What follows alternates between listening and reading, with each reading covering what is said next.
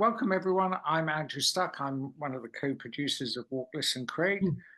We usually run the writing competition showcase on a Sunday, and we call it Showcase Storied Sunday. But tomorrow is my sister's 70th birthday, and anticipating a family celebration, we moved this event to Saturday. So it's a Showcase Storied Sunday on a Saturday. So every year we run a writing competition. We invite people to write poems and stories. The stories have to be very short. Poems have to be fairly short too. Everything is limited to 250 words. Each year we award prizes, and one of the top prizes in the world of literature is the Walk, Listen, Create Writer in Residence Award, of which we will find out who will be our poet in residence and who will be our writer in residence.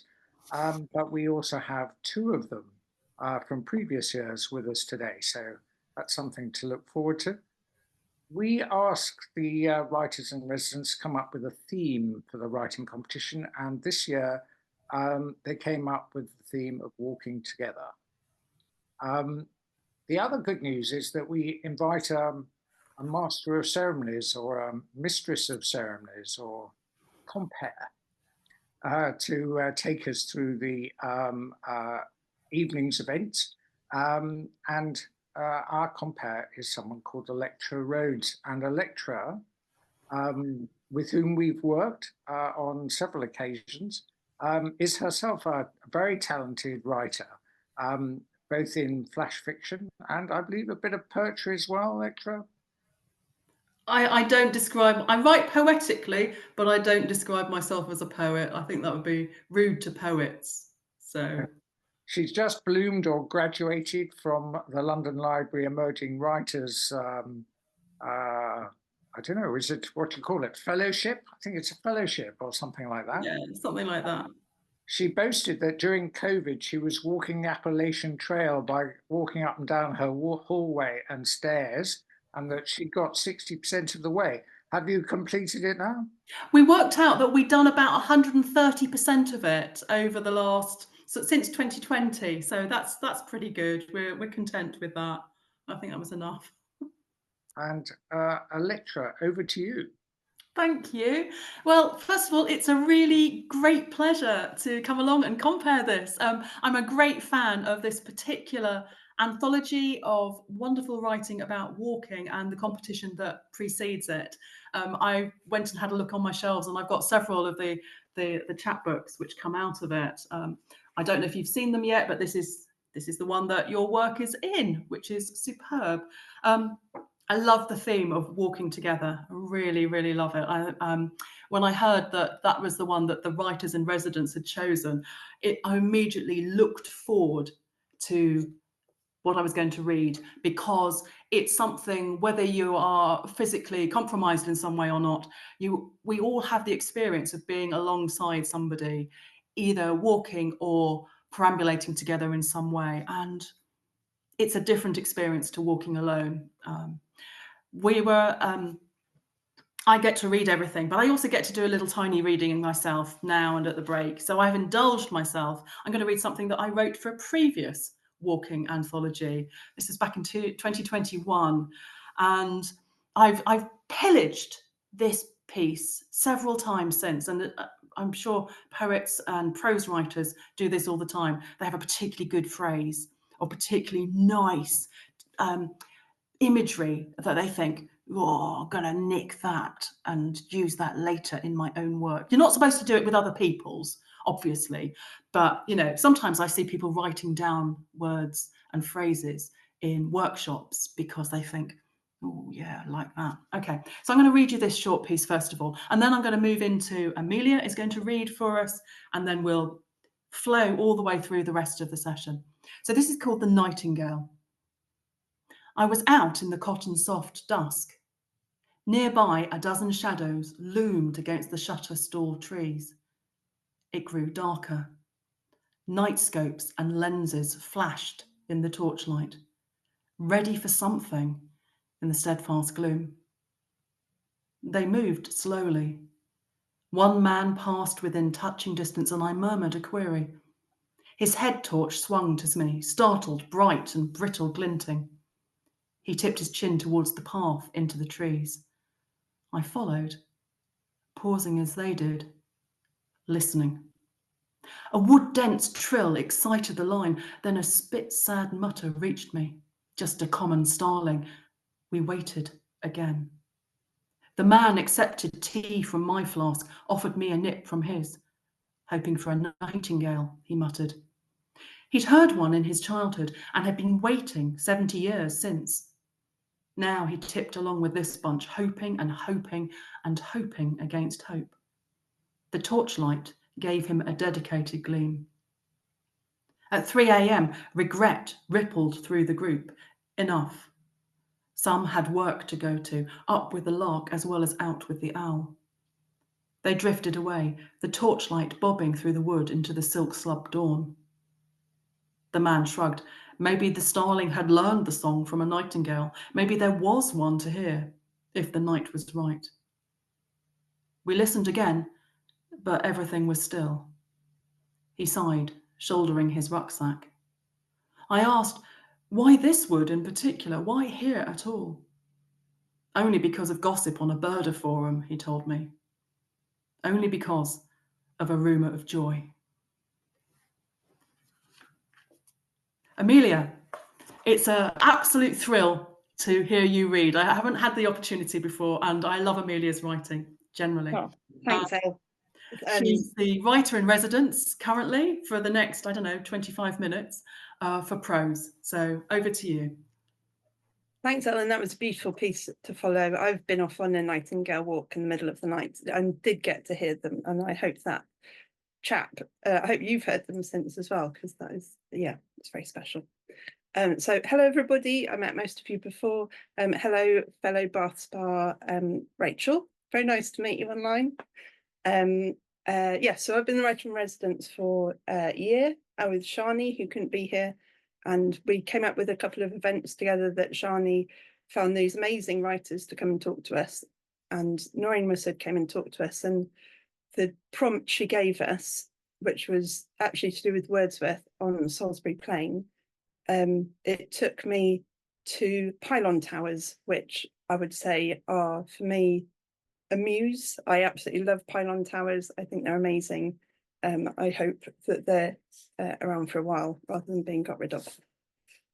So here is my piece that was inspired by, there was a bit in the poem that Noreen quoted with the phrase strange lines, and that's really what stuck in my head, because the strangeness in this linear thing in a landscape that isn't really straight lines. So I like the clash. Anyway, here's what I wrote. After the apocalypse comes, after the power is cut, this is where we will live, you and I, high in the safety of a pylon tower, in a field at the back of the hill, where we once walked through the crackling wheat on an August day, through the crackling wheat and under the wire's hum. We will climb the tower's lattice, everything we need strapped to our backs, and build a platform from old warning signs. And when the wind blows, it will still strum a song from the dead wires. We will make our home among these strange lines, cradled among the steel bones of a giant who used to bring power to our homes and now wraps strength around our soft human bodies. Born as a gateway, a pathway, our tower will be a portal beyond what happens to the old world, a refuge where we can devise a tiny new world, frame our new lives from its great height. We will have to learn to kindle our own fires, transmit our own power, murmur our own hum on the old electric ley line. But this is where we will live, you and I, in among the strange lines, safe for all time. That was my little ode to pylon towers. Thank you. Lovely, thank you, thank you. I'm reminded of the fact that the great Egyptian gates and pyramids and temple complexes are also called pylons, and it's just, yes. I love the resonance I heard in your piece and the reference to that. Wonderful. Portals and gateways, superb, superb. Oh, I love this kind of event where you get to hear people's work in their own voices. Now, the next piece should be by Leanne. I stroll on Wiradjuri County. Now, as I understand it, she's not here to read. My name is Leanne Wicks, and I love to watch birds and knit them. I wrote this poem in response to the honour of being asked to record bird species on a reserve for the North East Wiradjuri Company in Candos, New South Wales. I walked and watched all of 2023. I write to resolve conflict. Here I reflect on my British convict heritage. My third great-grandfather sent birds and eggs to the Australian Museum in 1837. Specimen drawers full of thousands of birds makes me uncomfortable. My desire is to be a good ally for Aboriginal people, to tread and think carefully on land that was never ceded. I stroll on Wiradjuri country, written and read by Leanne Wicks. I stroll on Wiradjuri country, invited by this land's custodians to walk and watch birds in flight. Unlike my European ancestors in custody, who were expected to walk and wield harm, to box up birds for museum bounty, I'll capture these creatures on camera only, keen to click and catch calls and charm, a kaleidoscope of colour taken. How can I tread here softly enough? Kookaburra descends from eucalypts and from avian ancestors to laugh at my clumsy apology. I wait and admire feathers, bright blue, brought from the sky. Welcome, she whispers. One of the things I love about this piece is how it speaks to land and loss and memory, and also colonial and custodial responsibility and guilt. And I felt that this really threaded through a piece like a bit like a bowstring drawn taut, and it's economic with its language and it's spare, and yet the string absolutely thrums and you're just waiting for the release of it. Really super piece. Loved it very much. And it's one of the things that I liked so much about these whole collection is that we've got different kind of walkers. You have trampers and ramblers and hikers and flaneurs and pilgrims and amblers and trespassers. And these different kinds of walks together really bring out the different kinds of walking that we do and are invited to by places outside. Next piece is going to be Damaris West, and is going to, I hope, speak a little bit about the inspiration and read the piece as well. And this is the first of two pieces, and this is Sharing. Over to you, Damaris. You'll need to unmute yourself first of all. Okay, yes. Well, this is about walking mainly through woodland with a friend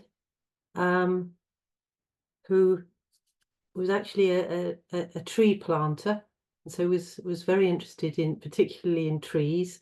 And I'm a bit of a magpie. I tend to look at small things. I mean, for example, the necklace I'm wearing is oak galls, which I've picked up on woodland floors. So this is the contrast between us, but the way in which we also shared our respective experiences. So sharing. This is your habit, always gazing up while I look down. You notice clouds and distances, the health of trees. I am distracted by the smallest flowers, eyebright, self-heal, speedwell, or a bunching caterpillar. Your eyes drawn by catkins, cones, and ivy, singing birds. I am attuned to striped stones and iridescent beetles. You have your domain and I have mine, but somewhere, at some wavering line, our two horizons meet. We share bluebells, pungency of few-flowered leek, a fleeing roe deer's rump, a pigeon's clattering ascent. We tell of findings, probe the mysteries of fungi, watch the swinging spider, glimpse each other's point of view. By means of conversation, we encompass all things, even dew and constellations. Lovely, thank you, thank you. And I particularly like the fact that when you hear somebody else read a piece that you've already read yourself, you hear new things. I think that's wonderful, hearing it particularly in the voice of the person. I really love this focus on divergent and yet convergent personalities. I remember seeing a cartoon about 20 years ago, which had two people walking along a beach, and one of them saw just the beauty, and one of them saw the rubbish littering the beach, and they couldn't understand each other's point of view. How could he see only the beauty? How could she not see all the rubbish that needed to be picked up? And yet they found companionship, and I loved where there is a felicitous meeting, there is a convergence in the middle and a shared horizon. It's one of the things about the nature of walking together is that you look towards, I'm sure there's an Antoine de Exupéry phrase about this, that you look in the same direction. No, you're not looking around or at each other necessarily. Lovely. Thank you very much, Damaris. Really super. Our third piece today is by Rachel Henson, and it's called Not More Gnomes. And I want to laugh about that and say something about it, but I'm not going to. I'm going to ask Rachel to say something about it first. Please do, and then read the piece. Thank you. Hello. Yeah, I lost my friend Abby last year, and for the 13 years after we left university, pretty much every time we met up, we'd go for a walk and laugh about things, all sorts of things, including the bizarre presents that family members give you, which led on to the Not More Gnomes piece, basically. There's not much more to say about it than that, really, so I shall read it out. Not More Gnomes by Rachel Henson. Your laughter couldn't hide your horror. Yeah, he just turned up with them. I waited for you to negotiate the style. On your wedding day? You paused with one leg successfully in the next field, one suspended in disbelief. 18 of them. I guess you really wanted them rehomed. My inherited gnome collection has been surprisingly divisive. If my husband had known we'd be starting our married life together with an army of small bearded men, I have no doubt that he'd have made other plans that day. You're not keeping them. You can't. Ah, another anti-gnomer. Oh look, some lambs. Perfect timing for a distraction. Two spring-loaded youngsters stumble-bounced towards a ewe brunching with two friends. The hassled mum flicked her tail as her little ones took turns nudging her underside. A red kite circled over the field next door, looking for its own lunch. Well, you can stay over there and leave these lambs alone. Thoroughly told off, the bird soared away, distracting twitching drivers on the main road while we admired the munching sheep. The sun warmed our shoulders as we walked together across the land, freshly decorated with its bleating woolly baubles. We couldn't be further from bank holiday traffic jams. I thought of you at Easter. With one foot over a stile, I wished you were here to squeal about tiny lambs. The clouds couldn't seem to stop crying this year, but you hated a fuss, so I swallowed the lump in my throat, threatening to make my eyes drizzle, and smiled, remembering your outrage. Not more gnomes.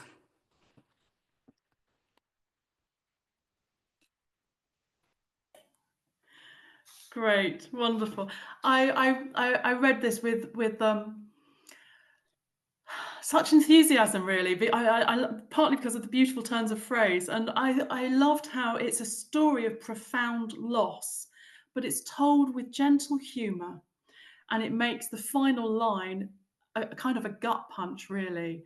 I thought it was so effective and affecting, and what appears to be a bucolic memory of just a funny exchange is a window for me into the ways in which different things, smells, sights, sounds, events, act as triggers for grief and memories of love, and all the more affecting for that it was so short and about something ostensibly so humorous.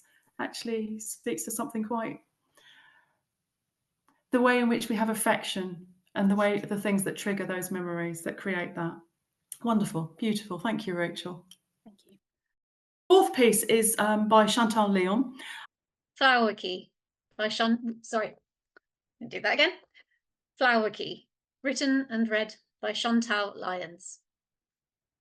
When we begin dating, all I know of his suburb is its proximity to a city made of 4-lane roads and dilapidated takeaway-strewn streets. But he shows me the green that veins the housing estates around him, the whispering trees, the winding brooks, the meadows whose grasses drink up the wine of the evening sun until they glow. He likes to be outdoors, yet he lacks much of its language. As we walk our routes, like a couple already grown old together, my fingers brush the nodding stalks of plants, and I tell him their names. Garlic mustard, Yorkshire fog, common knapweed, teasel, wild carrot. When we return to his home, his hands journey over my skin. I have been with others before, but only now do I realise how much they took and how little they gave back. My body was blank and waiting all this time.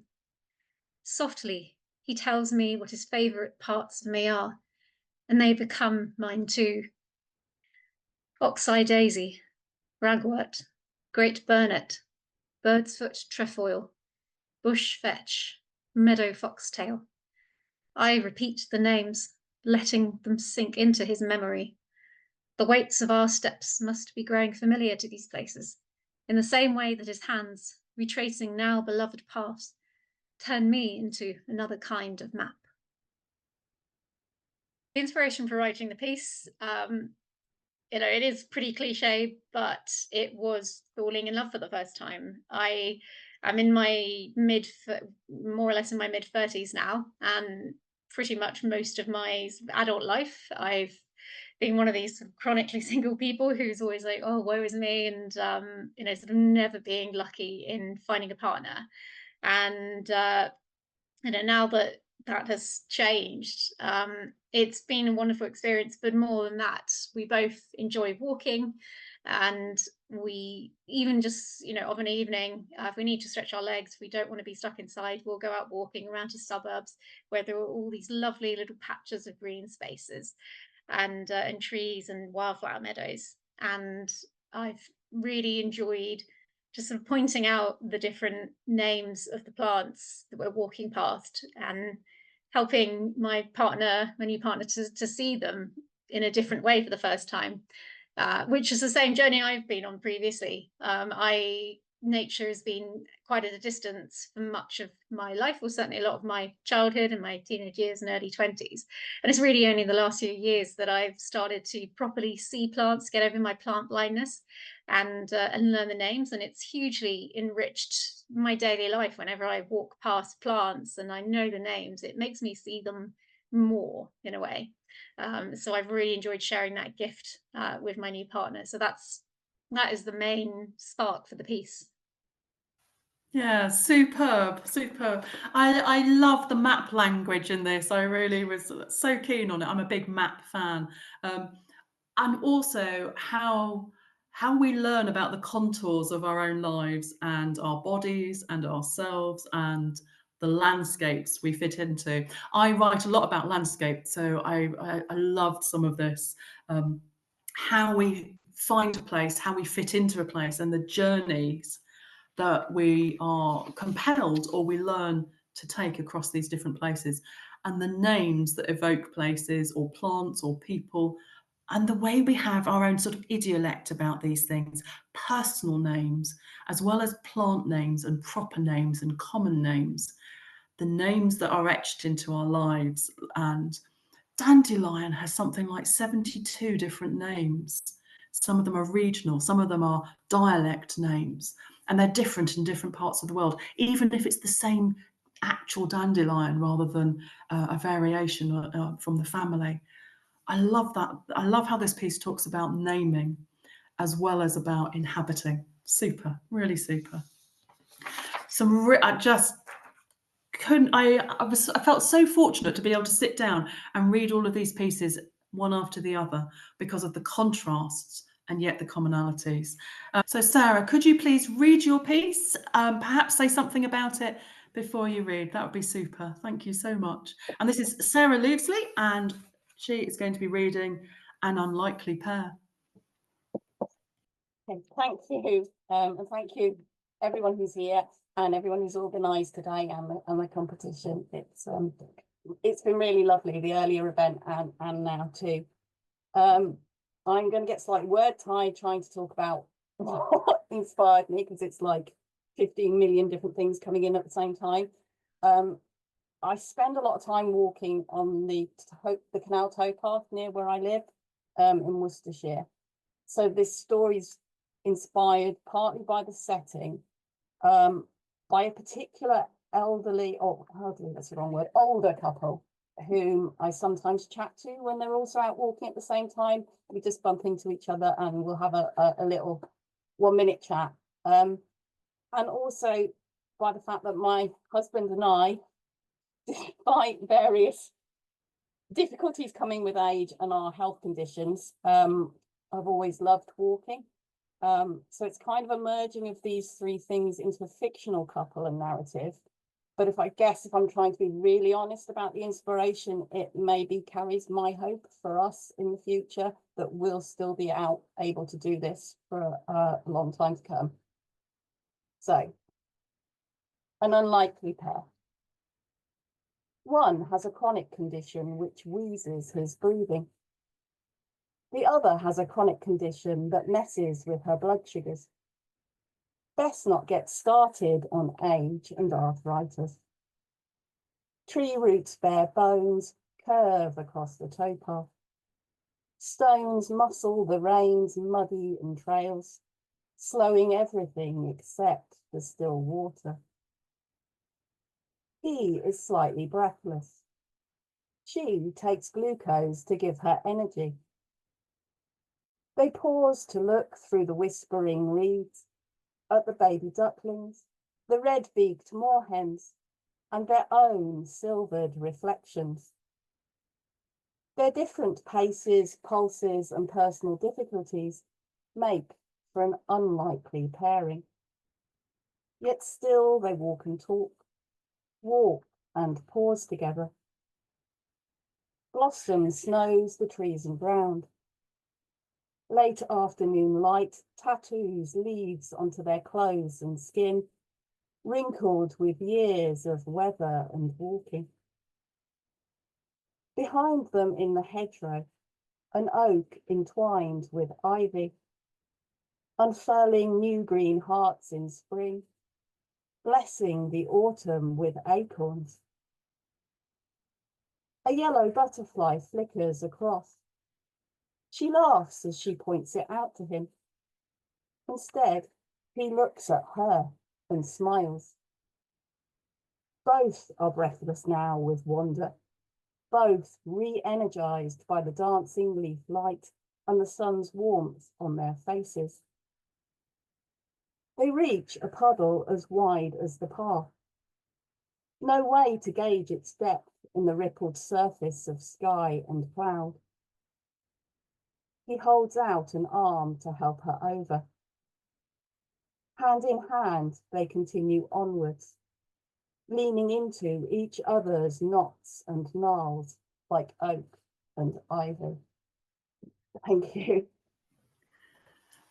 Lovely. Thank you, Sarah. Thank you.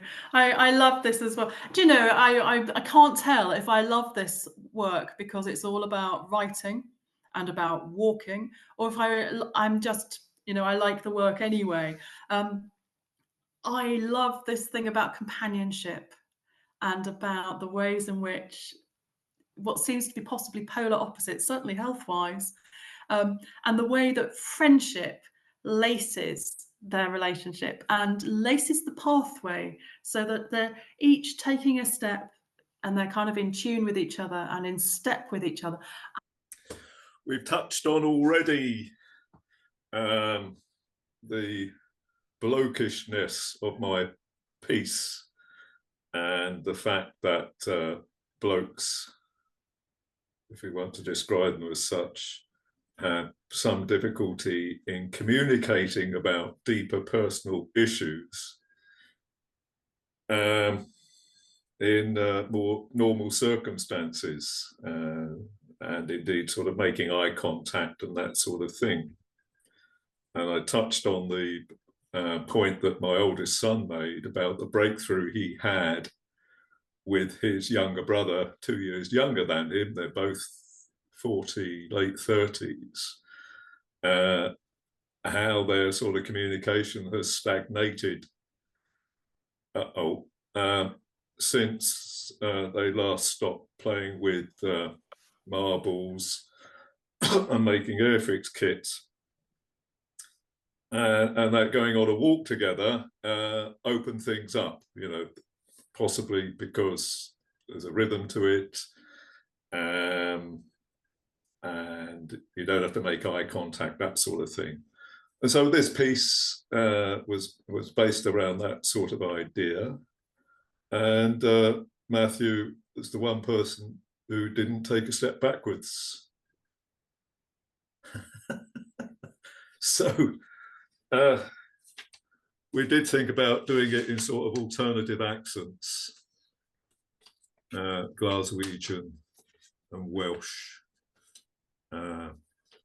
Canadian and Australian, but in the end we thought we'd just be normal blokes.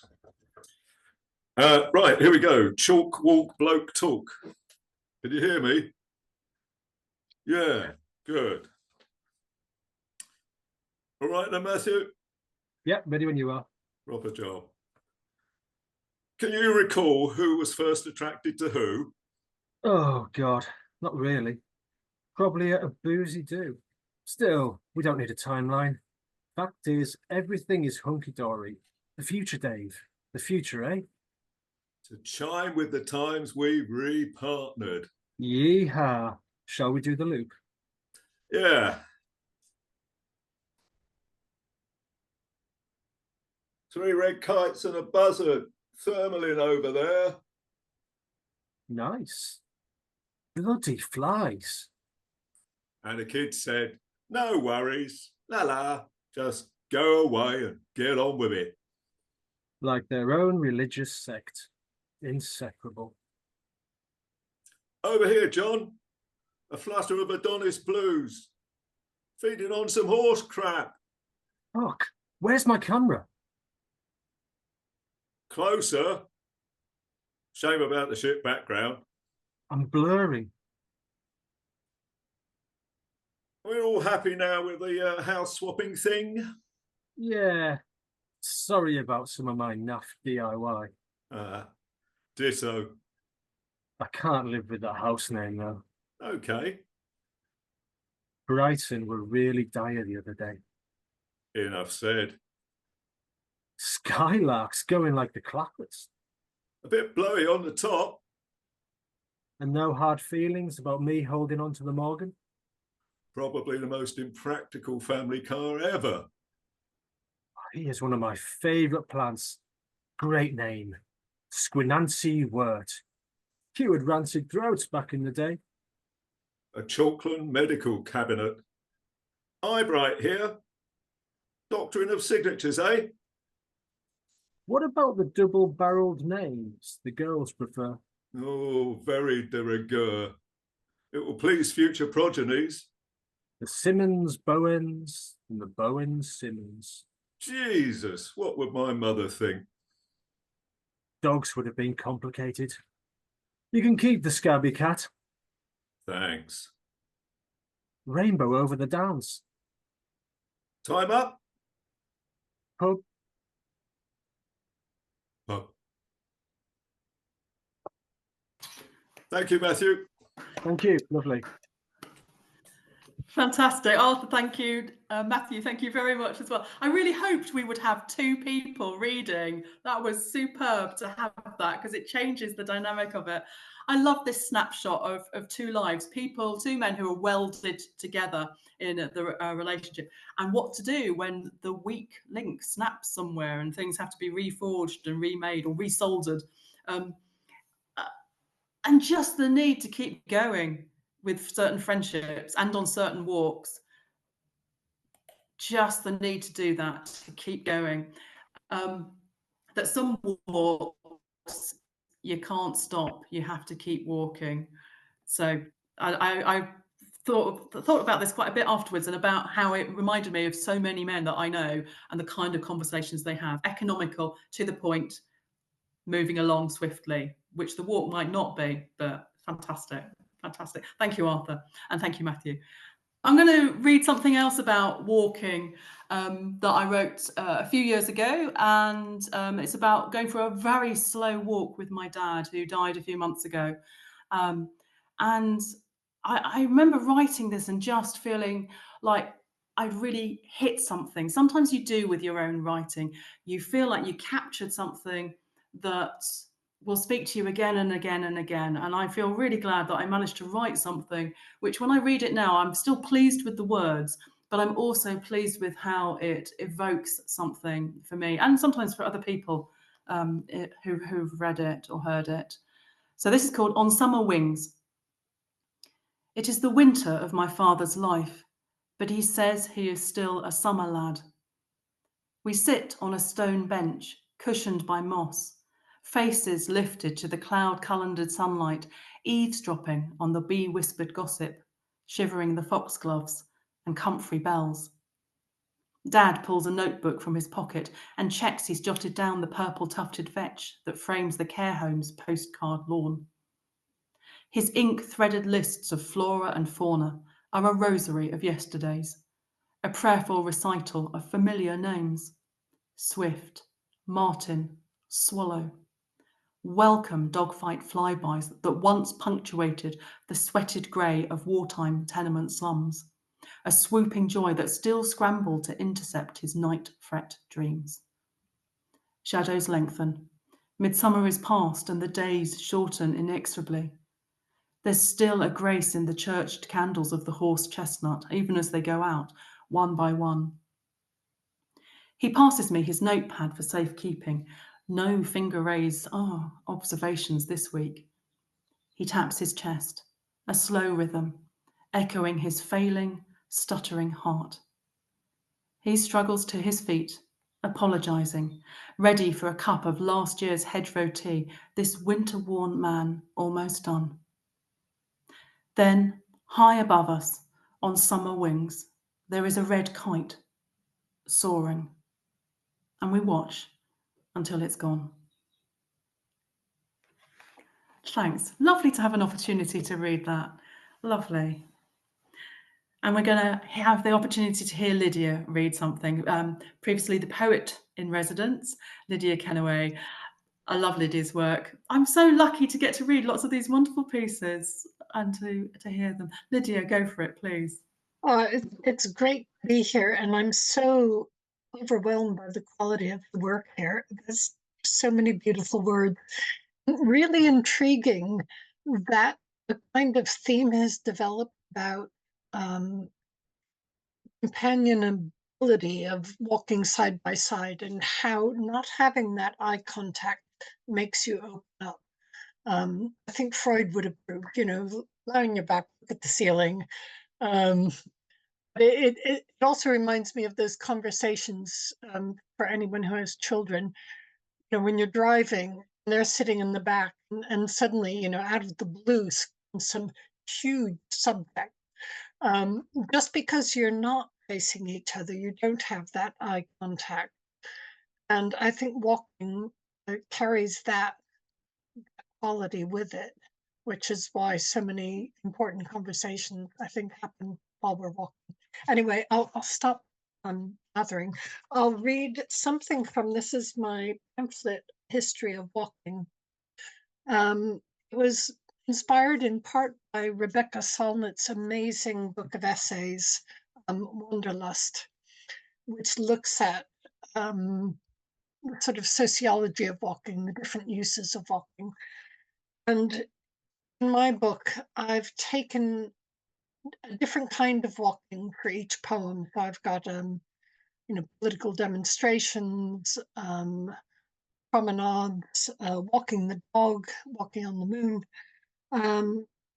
But they're all linked by a theme of seeing us as creatures who walk on their hind legs, who are animals who are designed to want possess, and with that comes all the complications of being human. And so I think I will read the second poem in this book, which is called The Invention of Walking. Feathers, tails, claws, fins and fur, antlers, paws and scales. These are your creations. Now you take a lump of clay in your big tired hands to make another. You are weary, but roll and pinch and roll the clay and start again. Out of habit, you make 4 limbs, stick them to a blob of body, add a head. Oh hell, not that again. Then you lift 4 limbs, set the head so it doesn't hang, balances tricky on a slender neck stem. The locomotion will stagger, shifting the weight from one hind leg to another, a constant fall and recover. With its forward-looking eyes, it can want. With spare limbs, it can carry, possess, and being upright, it displays sex, but doesn't know this yet. You make it crave the having and dread the losing. You will teach it shame and blame Eve and a serpent and a tree, while its fate is to fall, always, fall and recover, fall. Thank you. Smashing. Thank you so much, Lydia. And lovely to hear some words about the piece and about walking. I think it's a profound opportunity when you get to be poet in residence or writer in residence to really engage with the themes, and all kinds of work can come out. Just the permission that being writer in residence or poet in residence gives to really give our undivided attention and thought to something, an inspiration. Wonderful. Lovely. Thank you. Well, it was a great privilege. Even better when it feels like that. A friend of mine who's just got something for about the 3rd time said, I feel like I should stop entering. And I said, I feel like you should too. And she was like, ooh. I thought, yeah, because somebody else. They speak to the condition of the particular judge. But anyway, there we go. Next piece that we're going to hear is Dara Fleming, and it's Months from Now. Dara, over to you. Thank you, and it's been really lovely to hear everyone's work. It's really interesting how much variety there can be, and there's also a lot of red kites coming up, which is interesting. But yeah, so this poem, I'm often interested in long distance friendships because as someone with ADHD, I find them really difficult to maintain because with the way my brain is, if people aren't in my life directly, I tend to forget about them, which can be hurtful on both sides. But this poem's about a long distance friendship, and my friend was going through quite a difficult period. And I guess I was just projecting to the future of when we be together again and what that might be like. So this is Months from Now. We walk across barren rock, the earth's skin exposed and cracked. We're hot with precipitation, hair cellophane wrapping our unfamiliar skulls. I sing to the sky, a lullaby for a clearer horizon. We don't hold hands as I recall what you told me months ago. The saddest things. I sang to the sky then too. Her answer was to bring you here on the wind, with smiles like a pearl necklace around your neck. Thank you.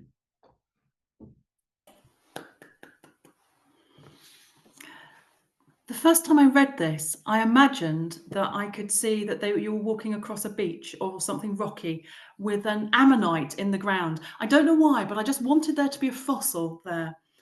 Because somehow it spoke to me about the way time becomes sort of held in our memories, and particular times are held in our memories, and how walks are like waymarks in our memory. We remember particular events and particular walks and particular relationships at particular points. And the way that we sort of imprint ourselves on a landscape, and the landscape imprints on us in return, and the relationship between landscape and skyscape, as well as sort of the scape and scope of our relationships as well. And I found myself reading this piece several times, going backwards and forwards, thinking about months from now, months in the past. And perhaps that was why I was thinking about an Ammonite, that they traversed across that landscape, where it used to be sea, millions of years ago. And I think that's something to do with the spiral nature of time for me in the piece. Lovely. I really loved it. Some really lovely imagery. I don't know if you've seen the book yet, but there's a great illustration to go with it as well. Super. Thank you very much, Dara. Wonderful. Thank you. The next piece is by Annette Lyons, I think, Hand in Hand, and I think not here to read. Hello, I'm Annette Lyons. I'm delighted my story has been shortlisted.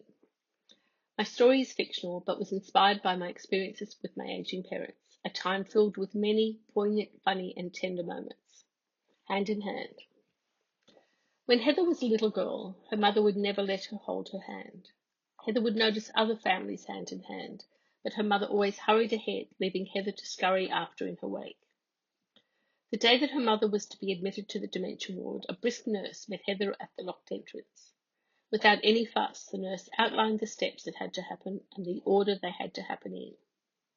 First, a mountain of paperwork to get through. Then Heather would need to assemble 10 days' worth of clothes and toiletries for her mother. Precisely at 3 p.m. she would need to arrive with her mother, and she was not to return for 10 days. 10 days, Heather asked. No one had told her about that. So she can adjust. The nurse's face softened. You can call any time and we'll let you know how she is. While her mother watched television, Heather had to hunt through the house to find what her mother would need. Finally finding a collection of her left shoes in the linen cupboard. Let's go for coffee, Mum, Heather said. Her mother jumped up and walked straight to the door. Cafes were her favourite thing. As they walked to the cafe, Heather's mother ambled along without a care in the world. She put a small, dry hand into Heather's. Heather gave her hand a little squeeze, just as she had with her own daughters. Fantastic. Okay, so this piece, I think having had a parent recently who had age-related dementia, I so recognise the liminal moment in adulthood when a grown-up child becomes responsible for their parent and the role suddenly reverses. The poignancy of what signifies this shift and the awareness that one person has and that the other doesn't, and part of what necessitates this shift. So the mother in this piece needing to hold the hand of the daughter when that was never something that was part of their relationship, when the daughter was the child.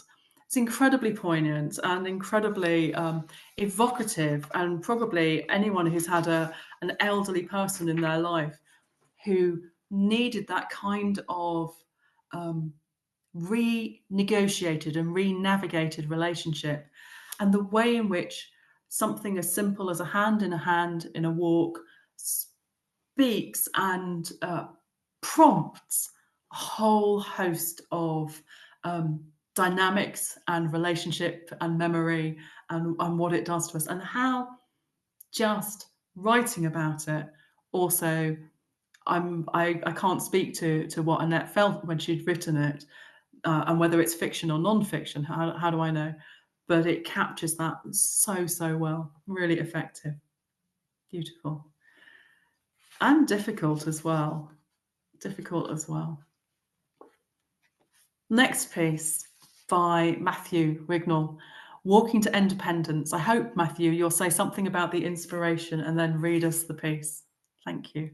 Yeah, thank you. I'll try to. First of all, congratulations to everyone involved with the publication. I enjoyed every one of the pieces. So yeah, it was a lovely read from cover to cover. So yeah, congratulations to everyone. As for Walking to Independence, a lot of what I write betrays my lack of enthusiasm for mobile phone culture. But that cynicism can be too easy, and I think I was getting embedded in that somewhat. And this was sort of an attempt to, at the very least, acknowledge, if not celebrate, the fact that mobile phones, social media, etc., can be a lifeline for people. And rather than being at odds with the natural world, technology can enhance it. And I wanted to do this through the story of one person just needing that little link to someone, but still doing something independently at the same time. So yes, here it is. Walking to Independence. It's not as steep as I feared, Hattie said, her voice ringing with an exhausted enthusiasm. I'm glad you think so, Oswald panted. Just got to keep going, that's all. That's the trick. Yes, was all that Oswald was able to say. His calves burned as he negotiated another step. Thanks for doing this, Oswald. Having someone to talk to helps me more than I can say. Don't mention it, Oswald replied, struggling onwards. Almost there, Hattie said. Yes, Oswald said, as the viewing platform finally appeared just a few steps ahead. Done it, Hattie cried, the delight in her voice shining as surely as the sun in the cloudless sky above them. Done it, Oswald echoed, heaving himself up onto the viewing platform. Lifting the binoculars to his face, he gazed across at the tiny figure on top of the mountain opposite. She was shaking her walking stick in triumph. I did it, she cried. Yes, you did it. Well done. I showed those doctors, didn't I? You certainly did, Hattie. You certainly did.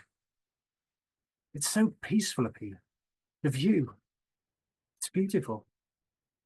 Yes, it is, Oswald said, still gazing at her. I'm going to stay here a while. Meet you back at the pub? Meet you back at the pub. Bet I beat you there. Yes, Oswald smiled, turning off his phone. Yes, you probably will. Thank you. Super. I spent my first degree in Sheffield on the Peak District, was very nearby. And I always felt that if you stood at the top of Win Hill, you could look across to Lewes Hill and wave at the people on the over there. So that was what was in my mind, irrespective of what two mountains it was.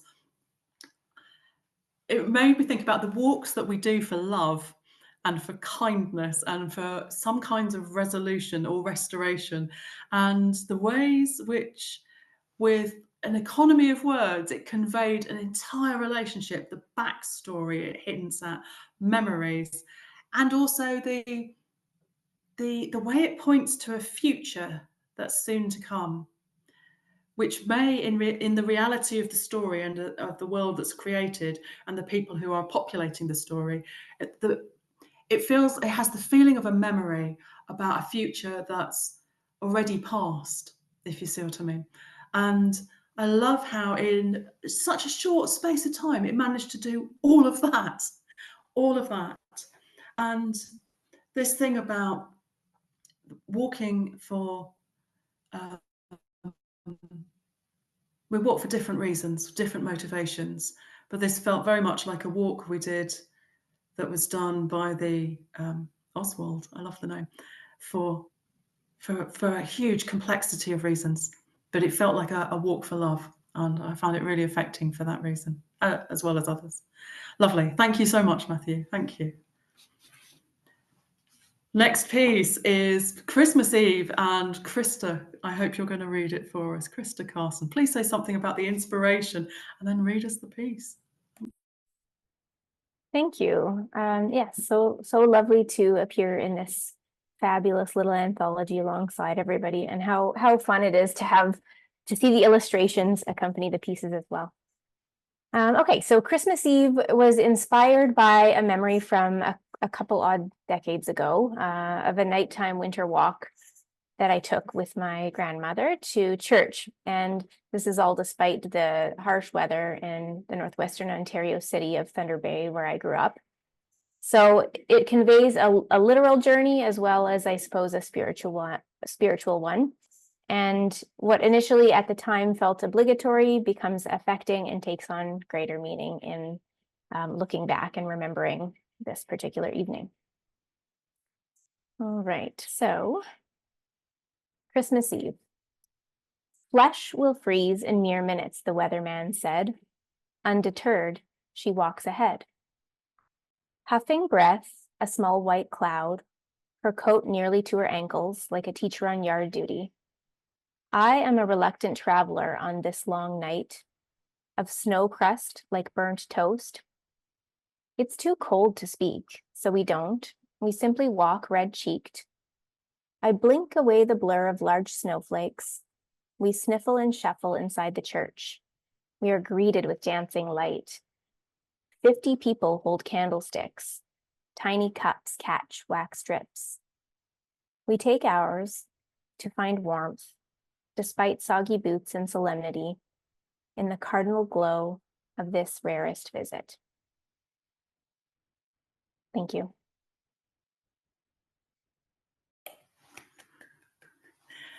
It made me think about Chris Dingle's services. I went to lots as a child, and the beauty of candlelight against darkness, and that it has a different quality to electric light, and places lit by candlelight, you really get a sense of that the place was intended to be lit by candlelight or tapers or oil lamps, and it has a different shadows mean something different. I loved how this story is about how we brave the elements and we go against received wisdom and go against advice or recommendation in order to reach some kind of transcendence. I felt as though it was a pilgrimage piece where you travel with purpose and destination, and the arrival is its own reward, but it's the journey that matters. And I loved it. I write a lot about pilgrimage as well as landscape. I write about walking across places with for a reason, other than just to complete it or to, I like maybe I just like structure a lot because I'm not very structured, so I like it. This spoke to me in lots of ways, Krista. I really enjoyed it. Thank you. Our next piece is by Bronwyn Birdsall, and this is going to be another exciting video extravaganza. Hi, my name is Bronwyn Birdsall. I'm the author of Connecting, which I'm very honoured is on the shortlist of the Walking Together competition. I'm very grateful to be a part of this international community and to the organisers for putting together such a great competition and event. So thank you. My story, Connecting, is inspired by myself as a younger person, the feeling I had of being in a small place and knowing there was a whole wide world out there. But it's also, I think, a bit inspired by how I feel now, which is I'm someone who did go out into the wide world and was lucky enough to make friends who are now all over the world. And these people who were once part of my everyday life are now far away and really seldom seen. So the story is really speaking to those two phases of my life. I hope you enjoy it. It's called Connecting. I sit on the same bench I always do, in the same park, in the same small town where I've always lived. I put my headphones in and wait. Right on the dot, a picture of us together as children fills my screen. I swipe to answer. I'm sorry about last week, Sarah says, her smiling face pixelated as she talks. Our reception is shocking. Take me to our sea. The call cuts out. When Sarah lived here, we'd meet at this bench every Friday after work and make our way down to the waterfront. Past the pub filled with people from high school, past the tourist restaurants, we'd cover everything. Whinging customers, changeable bosses, indifferent love interests. Every week, in the salty air, we'd wolf slices of greasy pizza, prosciutto for her, plain mozzarella for me. Sometimes, I'd catch her staring into space, and she'd shrug when I asked what she was thinking about. The call reconnects. I shift my camera view. We go our usual route, Sarah seeing not me, but what I see. Same old crowd, she says as we pass the pub, everyone out on the veranda in the fading light. At the shore, she tells me to sit down. Listen, she says, my work needs someone new, and I think you'd be... The call cuts out. I try calling back, but can't connect. I don't even need to think about it. I look around at everything I've ever known and text her. I'm in. Thank you very much. I like that this also speaks about technology, and that technology can let us down again and again and break connections between us. But companionship and friendship and love are what makes us and transcend the problems that we have with communication technology. I really liked how this piece used that the friendship was linked to place and yet promised to be able to travel beyond it, that we might live or be might read like the walks that we take, the personal landmarks and benchmarks and life marks and the footprints we leave on each other's hearts, and how some friendships pick up again and again and again and can be reforged in new places and are yet still enthralled to one particular place or one particular path. And I loved how this piece said to me, they're going to make new walks and do new journeys and find a new path together. That this friendship has been born in one place, and although it's intimately linked to it, it will start anew. And that's the nature of being able to walk alongside with anyone. It can transcend the place, even if there's a kind of inevitability about the place, and that we must always do that loop, or we must always go down to the jetty or whatever, that it still points to somewhere else as well. A different kind of walk and a different kind of journeying. Smashing. The last piece we're going to hear this evening for now in this section is Time by Damaris. Damaris, I hope you'll speak a little bit about the inspiration and then read it to us. Thank you.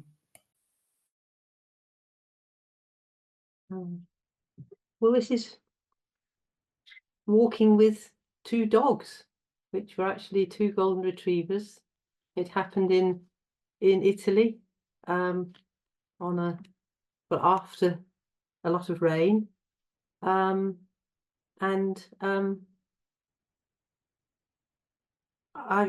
we adopted several rescue dogs. These actually weren't rescue dogs; they were two golden retrievers we took over from Britain.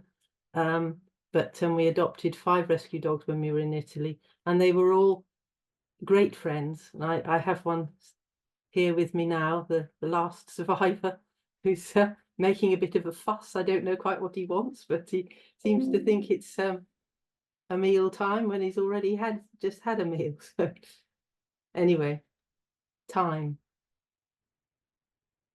I'll just say before I start, in case I don't get a chance, how much I've enjoyed hearing everybody's work, and what a lovely little pamphlet it is.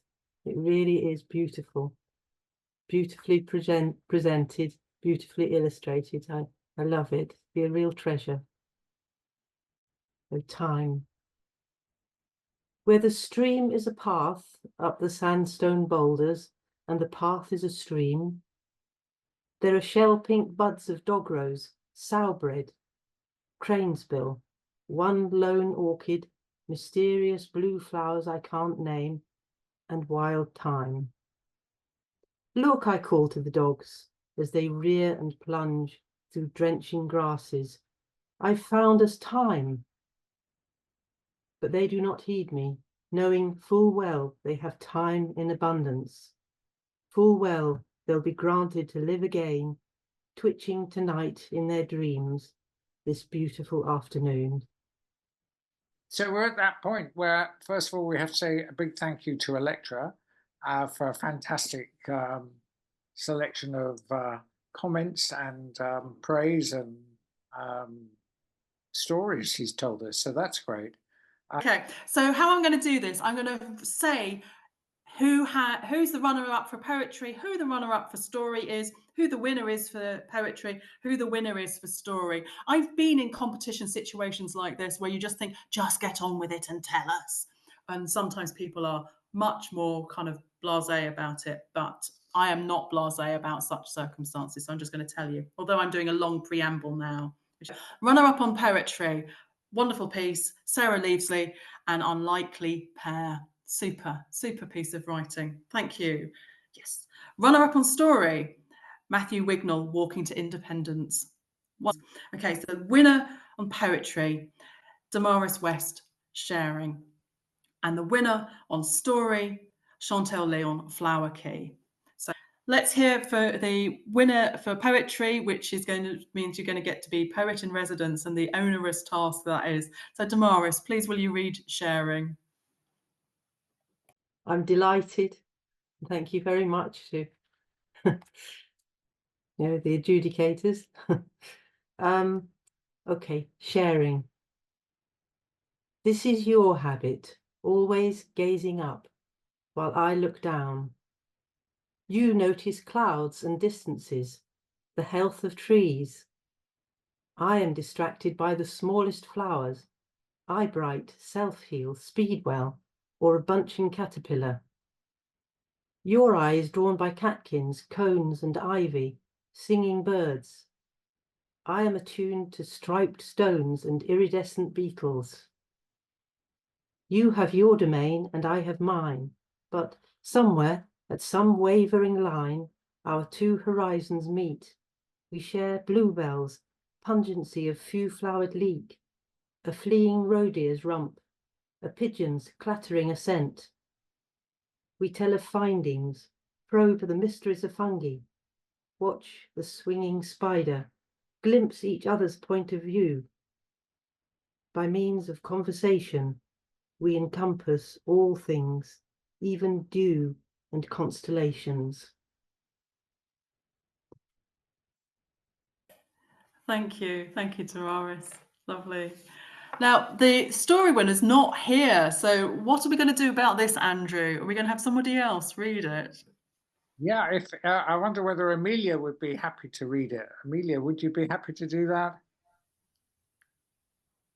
Sure, let me just find the page. It's got very dark in my office. Here we go. Right, Flower Key by Chantel Lyons. Oops. Andrew, are you going to let her know? What's the process for that? Do you send out an alert? Yeah, I'll be sending her an email. Right. Okay, Flower Key by Chantel Lyons. I'm not going to read this with quite she was so clearly freshly in love when she read her piece out. I can't quite do the same thing. When we begin dating, all I know of his suburb is its proximity to a city made of 4-lane roads and dilapidated takeaway-strewn streets. But he shows me the green that veins the housing estates around him. The whispering trees, the winding brooks, the meadows whose grasses drink up the wine of the evening sun until they glow. He likes to be outdoors, yet he lacks much of its language. As we walk our routes like a couple already grown old together, my fingers brush the nodding stalks of plants, and I tell him their names. Garlic mustard, Yorkshire fog, common knapweed, teasel, wild carrot. When we return to his home, his hands journey over my skin. I have been with others before, but only now do I realize how much they took and how little they gave back. My body was blank and waiting all this time. Softly, he tells me what his favorite parts of me are, and they become mine too. Oxeye daisy, ragwort, great burnet, bird's foot trefoil, bush vetch, meadow foxtail. I repeat the names, letting them sink into his memory. The weights of our steps must be growing familiar to these places, in the same way that his hands, retracing now beloved paths, turn me into another kind of map. Well done, Chantal. Lovely, and thank you, Amelia. I heartily recommend going and looking up some of these flower names in the Victorian language of flowers, but some of them have all kinds of signifiers. I think that might, not just doctrine of signature stuff, although I think that that might be useful too, but the language of flowers. Andrew, my friend, back to you.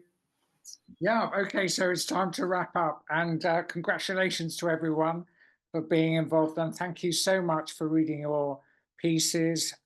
It's really something special to have the pieces read aloud. There are a few people I need to sort of do thanks for, but I really want to say a really big thank you to Electra for entertaining us this evening and making the show run so smoothly, even though she jumped in and out occasionally with her bandwidth issues. Amelia has read Chantal's work, but she's also read something of her own, and she was a fantastic writer in residence for us. And something we didn't mention earlier about Lydia, when Lydia was a poet in residence, she brought 6 contemporary poets to the Walk, Listen, Create community to write and talk about their work and to talk about her History of Walking pamphlet. And that was a fantastic series which we have recorded on video, so you can watch it back. It's called Footloose, and Lydia was fantastic at putting that together, bringing those poets to our attention, and being a really good poet in residence too. So no pressure, Chantal and Damaris, no pressure. Okay, so I've mentioned Alban Lowe, who's the illustrator and the publisher. The book will go on sale from the 1st of October. You as shortlisters get heavily discounted prices if you want to buy more copies. I'll send you details about that in the future. The editor, as you met, was Anne Forrest. That was her first time that she'd been our editor of the chapbook, and she did really well. The judges, apart from Shani, who's not with us, who was the other writer in residence, and Amelia, Lydia, and someone called Robert Francis was a poetry judge, and Lydia was a poetry judge. The story behind the fiction judges is kind of quirky for me, because I created a reunion between an author and his first editor. Jeff Nicholson wrote a novel back in 1985, and his editor was a chap called Nick Sayers. And Nick Sayers then went on to edit, I think, 7 of his novels, and then lost touch with him. And I brought them together again as judges. Nick had literally just retired from being senior fiction editor at Hodder, where I worked in the 80s. And so I knew Nick in that way. And I also actually met Jeff when I was a sales rep and I sold his novels into bookshops in London. So it was a really nice thing that happened there. Something else that happened, which is between the Australians who couldn't join us this evening, is that Annette Lyons and Bronwyn Birdsall are mother and daughter. And I thought that was really something special, that we had a mother and daughter on the shortlist. So that's great. And I want to thank Orana Arts in New South Wales, who have sponsored a prize. They've not announced who the Australian winner is, but you know, there are some Australians who are waiting to find out. But a big thank you to Orana Arts for sponsoring the event. So yeah, once again, thanks to everybody. Obviously, I'll be in touch with the winners. I'll be in touch with you all. We hope that you'll get more involved in the Walk, Listen, Create community.